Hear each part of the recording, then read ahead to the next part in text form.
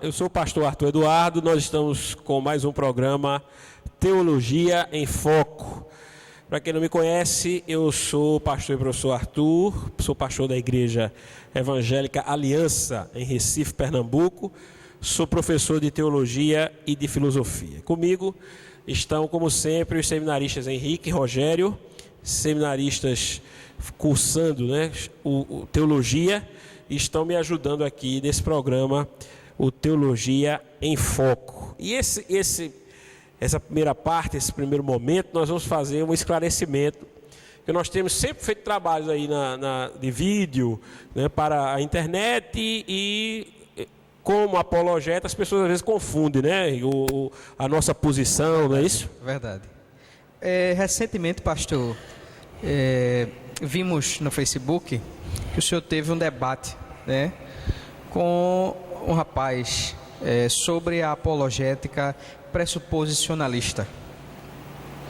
E a minha pergunta é a seguinte, porque eu vejo muito isso no seminário, as pessoas dizendo: o pastor Arthur é evidencialista, o pastor Arthur é evidencialista. Então eu queria fazer, o Rogério também, eu fazer essa pergunta ao senhor: o senhor é da apologética evidencialista? Ou qual é o seu ramo na apologética? Veja só, apesar de confundirem, isso é muito comum, viu? Isso é muito comum. Quem não é hoje pressuposicionalista é tido por evidencialista, mas o evidencialismo dentro da apologética hoje é uma posição de menos envergadura do que a posição que eu assumo de verdade, que é a clássica. Eu sou um defensor da apologética clássica, não é? Eu nunca fui evidencialista, porque o que é que diz o evidencialista? O evidencialista diz que nós só podemos chegar ao conhecimento de Deus, Rogério, a partir das evidências, não é? A partir das evidências e principalmente da empíria, ou seja, da experiência. Isso. Então eu nunca advoguei essa ideia, né? Eu defendo que nós temos condições de racionalmente chegarmos à ideia do conhecimento de Deus, inclusive do conhecimento de um Deus único, certo? Monoteísmo, de um Deus único. Agora, esse Deus da Bíblia, não, de forma nenhuma, porque só através do conhecimento da revelação dita especial, que é da Sagrada Escritura, que pode chegar. Mas eu não sou evidencialista, eu sou um defensor do modelo clássico da apologética. Que fique dirimida essa dúvida. Teve algum personagem importante, pastor, da apologética clássica? Teve. Somente Agostinho, Tomás de Aquino, Leibniz, William Lane Craig, que apesar de afirmarem que ele é evidencialista, ele é um defensor da apologética clássica, embora ele tenha algumas posições teológicas que não são tão unânimes dentro da ortodoxia evangelical, Tá certo? E trocando em miúdos, para você entender, prezado telespectador, internauta, algumas posições dele que não é a unanimidade da igreja ortodoxa que defende, mas são posições mais teológicas, O Norman Geisler, Frank Turek, Ravi Zacarias, os grandes apologetas da atualidade, eles são todos os grandes escritores, Ravi Zacarias é filósofo e teólogo, Norman Geisler é doutor em filosofia e em teologia, William Lane Craig é doutor em filosofia e em teologia, e todos eles são defensores do modelo clássico da apologética. Agostinho foi somente o pai apostólico mais expoente que o cristianismo tem, como o senhor citou, pastor? O que é que o senhor poderia dizer para um internauta sobre a apologética clássica, pastor? A apologética clássica é aquela que se vale daquilo que ficou conhecido no período cristão, Por que eu estou falando isso? Porque ela se vale da filosofia grega também, mas ela se vale de elementos da filosofia grega para, no período cristão, elaborar um conceito que ficou conhecido como teologia natural. Na verdade, esse conceito ele é anterior a Cristo. Não é? Já havia uma ideia, porque o próprio Aristóteles tem uma teologia. Um conceito, inclusive dizem os estudiosos dos filósofos gregos que os grandes expoentes da filosofia grega, eles eram monoteístas, na verdade, né?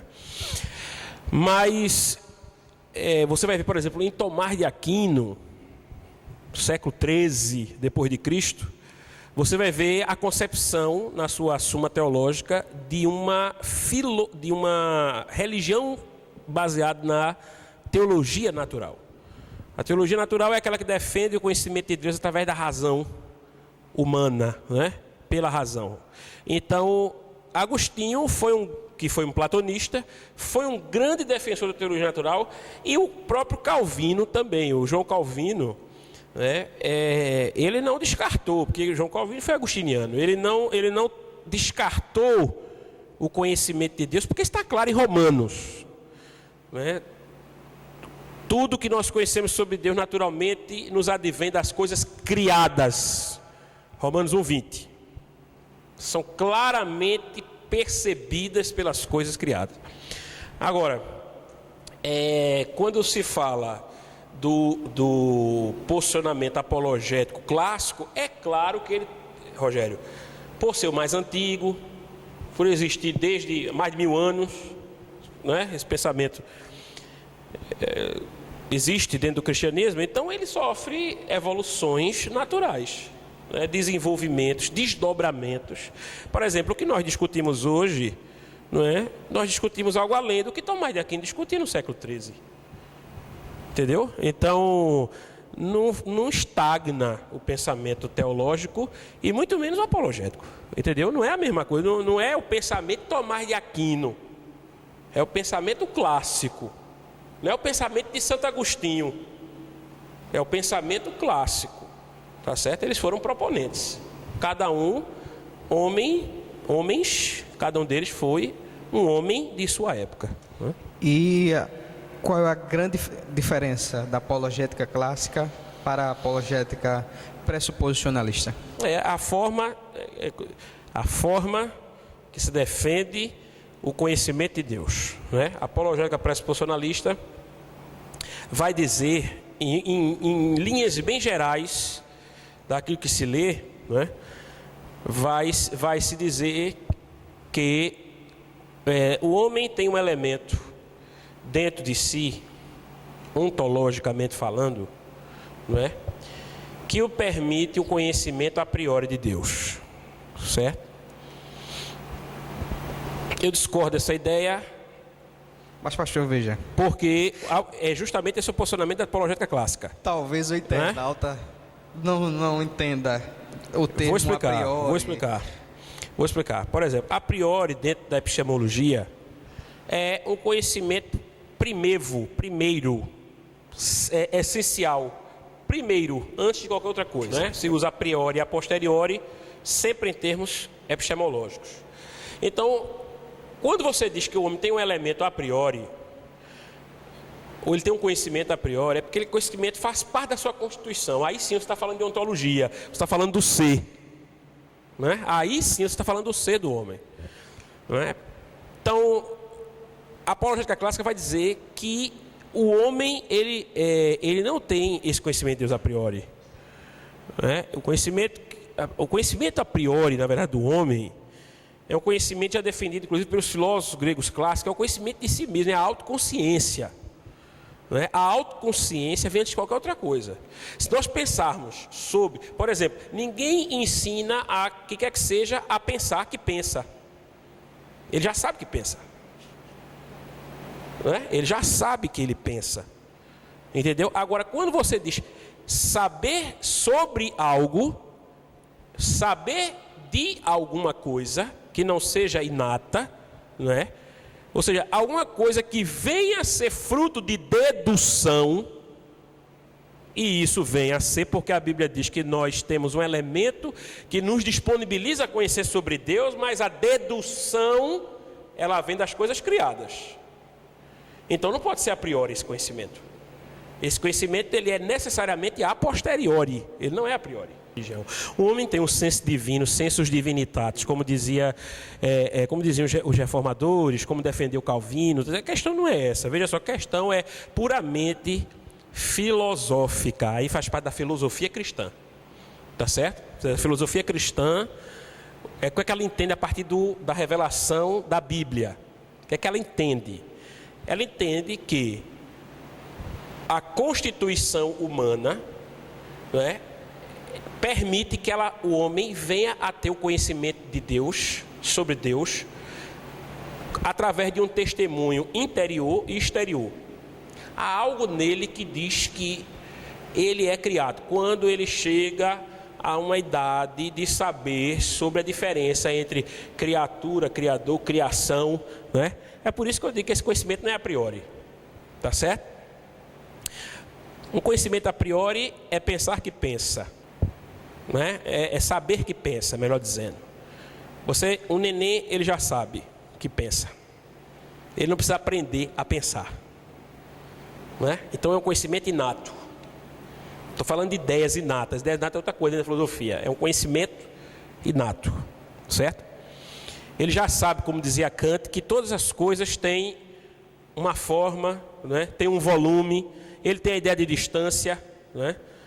E a partir do momento que ele olha as coisas e ele vê que para ele chegar ali ele tem que pegar, ou tem que esticar o braço para pegar, ele está fazendo um juízo, né, sintético a priori.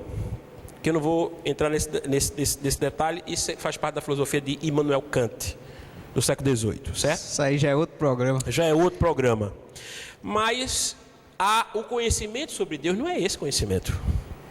O conhecimento sobre Deus é um conhecimento que advém a partir de elementos que o homem vai construindo no decorrer da sua evolução natural como ser humano, certo? Como pessoa humana. A partir do momento que ele vai crescendo, desenvolvendo-se, então ele vai adquirindo elementos que fazem com que ele deduza que existe um Criador. Como está escrito em Romanos 1:20, que o senhor citou, né? Como está escrito em Romanos 1:20. Então, é isso que a apologética clássica defende, não é? Agora, o pressuposicionalismo, como pré-suposição, né? Ele defende outra coisa. Defende que esse conhecimento estaria, de alguma maneira, já ligado à constituição humana, fazendo desse conhecimento algo a priori e do que a gente discorda. Desmistificando, o pastor não é evidencialista. Não sou evidencialista. Né? Mas eu queria fazer só uma pergunta, pastor. Pois não, passa duas.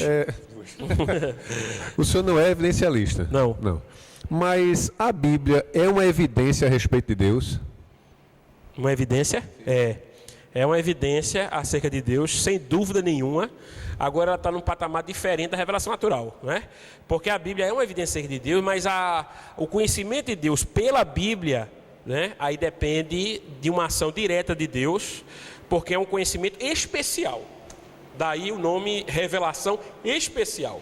Porque tem muita gente que pega a Bíblia e nada lhe é revelado. Ele pode ler a Bíblia de Gênesis, Apocalipse e não ter revelação nenhuma. Ele pode ler a Bíblia toda e não crer em nada. Não lhe foi revelado. Veja que é um tipo de conhecimento diferente. Aí é uma coisa que depende, é um tipo de conhecimento que depende exclusivamente da ação do Espírito Santo na vida do indivíduo. Não é porque nós entendemos a questão da barreira do pecado, aquilo que limita o homem acerca do conhecimento sobrenatural, espiritual de Deus. Tudo isso tem a ver com o conhecimento revelacional especial da Bíblia, tá entendendo? Para que o ouvinte entenda, são de esferas, patamares diferentes. O conhecimento natural depende da razão. O conhecimento especial depende do Espírito. Aí é diferente. Então, isso foi nossa breve conversa sobre os tipos de apologética e especialmente a apologética clássica. Nós vamos estar com um outro programa em breve. Muito obrigado por você ter assistido. Deus abençoe em nome de Jesus.